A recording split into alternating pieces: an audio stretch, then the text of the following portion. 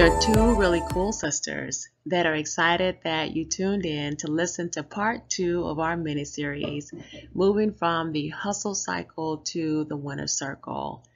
We hope that you thoroughly enjoyed part 1 and that you've had a chance to sit back and really think about the thoughts and ideas that we shared and to reflect on them and to determine, where you are and start targeting where you want to be.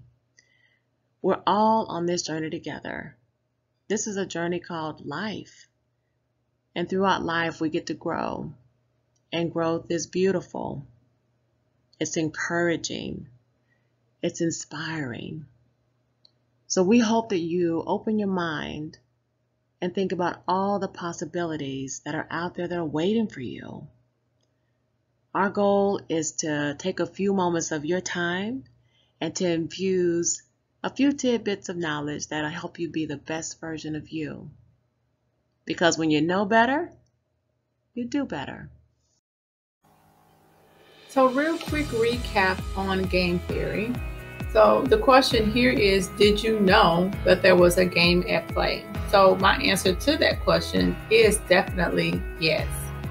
So our economy is built on this foundational information in reference to this infinite game that's constantly at play, players being known or unknown, and more rules being developed as the game continues. So with the objective being to perpetuate the game, it's very, very important that everyone understands that they have to learn more of the rules.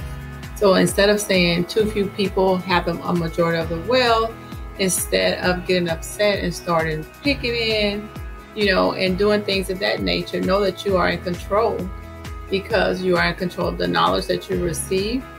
You are in control of the concepts that you gain, and you're therefore in control of decision making with all the knowledge that you have.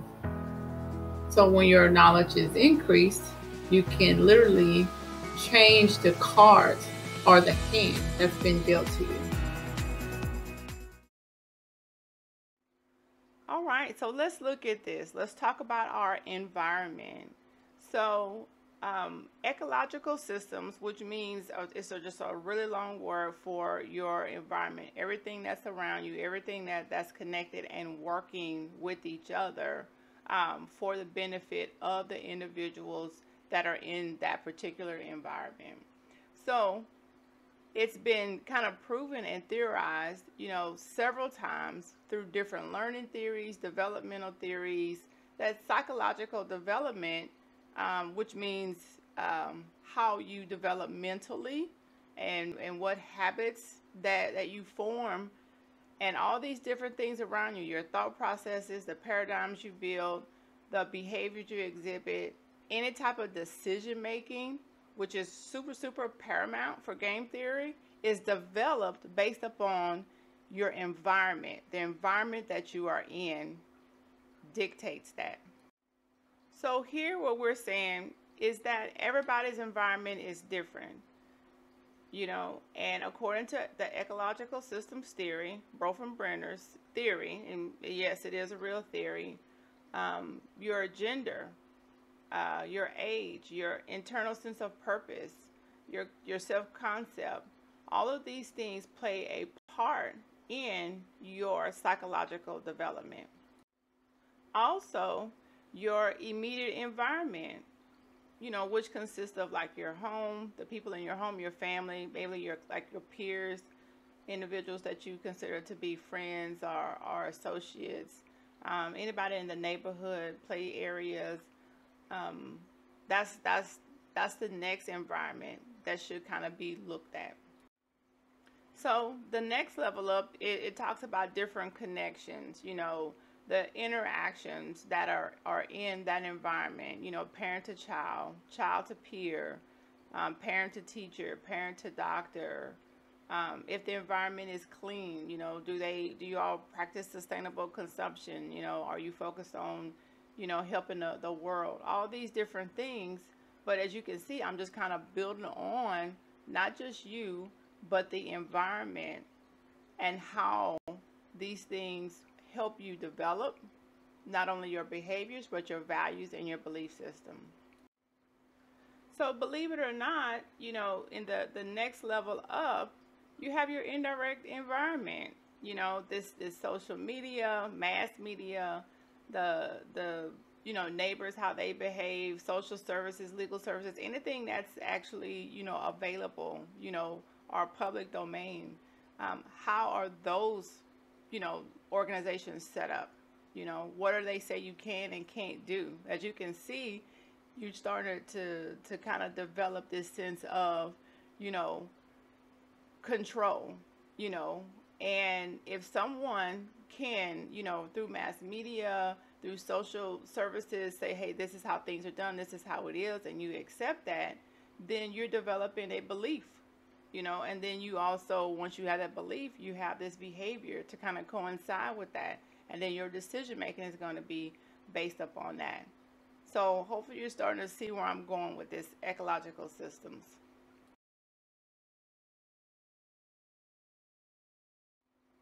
So in the macro system, in the ecological system, it deals with social and cultural values.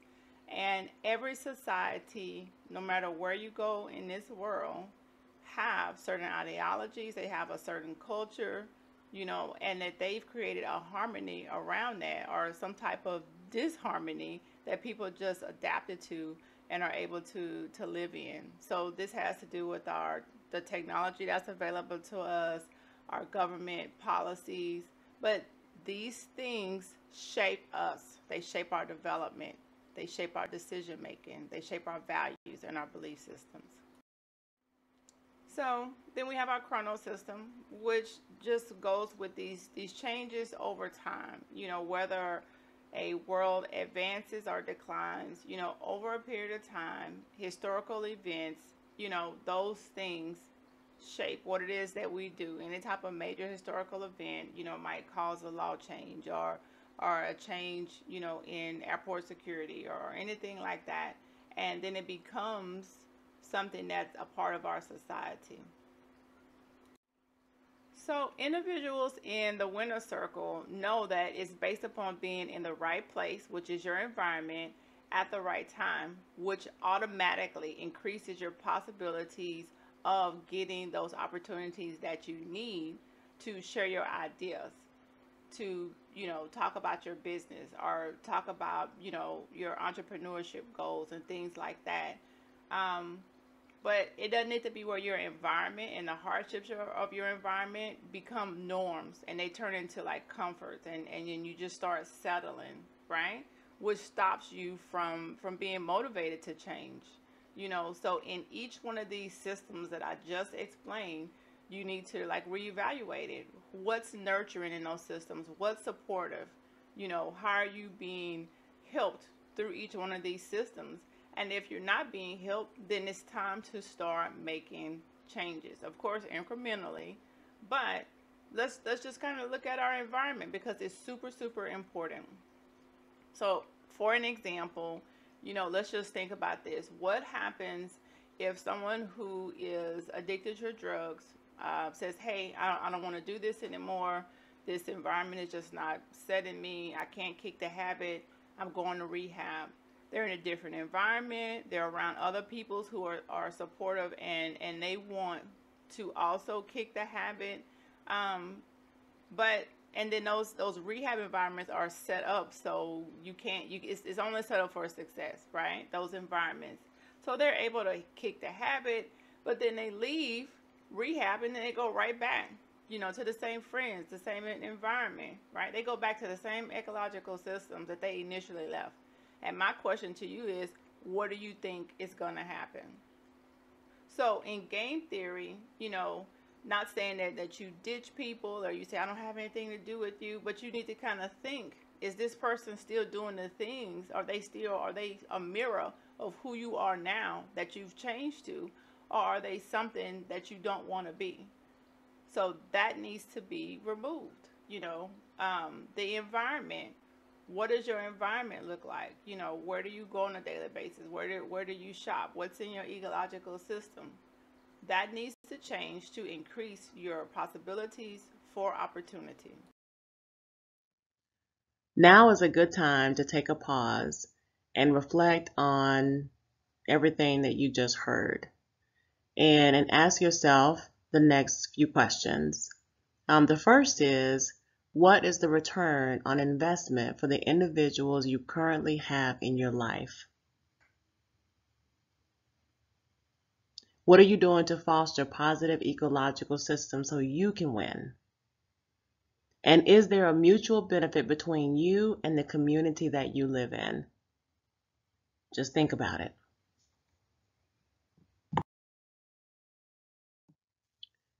All right, so let's talk a little bit about values and belief systems.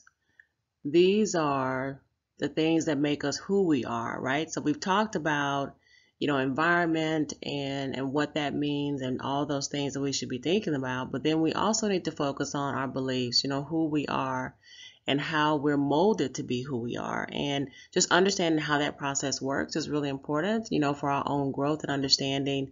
And it's important that we first understand that the very beginning of all this, it happens with all the people that we were surrounded by when we were young, our parents, our teachers, our coaches, ministers, friends.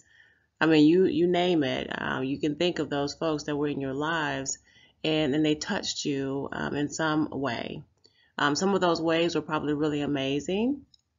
And then in hindsight, when you think about it, some of the ways or some of the thoughts or ideas that were shared with you may not have been as amazing, right? There's things that we learn along the way and we reflect back, and there's a potential that those people that are in our lives shared information with us that was inaccurate. And they probably didn't do it maliciously, right? They did it based upon their environment. They did it based upon their values and belief systems. And, that can keep this really like negative domino effect happening, which is why we're talking about it. So once you learn as a child and you continue to grow, if you accept what's being shared with you as fact, again, if it's positive fact, great. If it's not so positive, then that's not great. Because if you take wrong information and then you insert that into your being and you accept it, then you take that information and you start building your own paradigms, right? And it connects to your decision making. And again, the domino effect says that if you take the wrong information, then you could potentially become a dysfunctional member of society.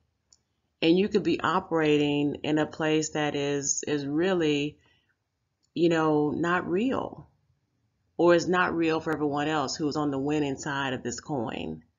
So, ultimately, if you're operating in a place where you don't have the right information and your belief system is not really where it needs to be, then it's going to restrict growth. Hands down, that's what's going to happen. Okay, so the good news here is that there's time. There's time to change. There's time to create something different, something new. And it doesn't matter how young or old you are, we can all wake up and make a decision to do something different. So you have an opportunity now to change and upgrade your beliefs. So the question is, are you willing to make that change? Are you ready to make that change to get your cards moving in the right direction so that they're working for you? What are some of the beliefs that maybe have been inserted, right? Were inserted when you were a child, and as you reflect on them now, you're thinking, maybe I need to make some modifications here. Maybe they don't connect with a thriving environment. Again, the key word is thriving. The goal is to move from surviving to thriving. And now I've said it 3 times, so you know I'm really passionate about it. Game theory. All that we're talking about here is the importance of changing your values and beliefs. It's important because it changes your environment. Environment is key here. So you just heard my sister, discuss values and belief systems and how they're derived from ecological systems and, your environment. So my question here is, based upon your values, beliefs, and your environment, Where are you in life? What values or beliefs or environment conditions are you willing to reevaluate and change for your success? All right, so we just discussed, talking about ecological systems, your environment, your values, your belief systems, how all those things assist or maybe not assist in getting you to where it is that you need to be in life, which is the winner circle. So let's go back to that question. How does this help me make money? Period. Right? So, in addition to having those legs of income, having that savings, being financially literate, this information focuses on your mindset. You need to know that you are in control of the cards you are holding. You are in control of how many you give back, how many you ask for to put back into your hand to go ahead and get that better looking hand, which equates to a better quality of life. So, as we said before, money flows from ideas, but you also need a supportive environment, a nurturing environment. You need values and belief systems that are congruent with where it is that you want to be. Mindset is so important. One's environment can inhibit or propel an individual in any direction. You need to acknowledge what's best for you and that you are in complete control of your life and your success. So because money flows from ideas, and it literally does, the question is not how does this help me make money? The real question is, what is your why?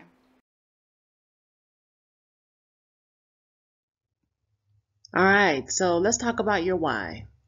And as you can see here, we have this really large compass, on the screen, and it's there for a reason. It's there because, it's important that we understand the direction that we're traveling in. It's important that we know where we're going. We understand, what it's going to take for us to get from point A to B to C and so on. Ultimately our goal, right, is to move over into the winner circle. But you have to know your why. Many times we get up and we go to work and we take care of our families and we do all those things that need to be done. And we do it day after day after day, looking for the next job. And maybe you're looking for the next job because it's going to help you like grow your income. But what is your why? Why are you going to the job every day? Why are you spending time with your family every day? Why are these things so important to you? And in thinking about, your why, it is thinking about what you stand for first. Who are you? When others think of you and they think about the impact that they've had or you've had on their lives, or they think about their interactions with you, what is the one word that they would come up with? What do you stand for?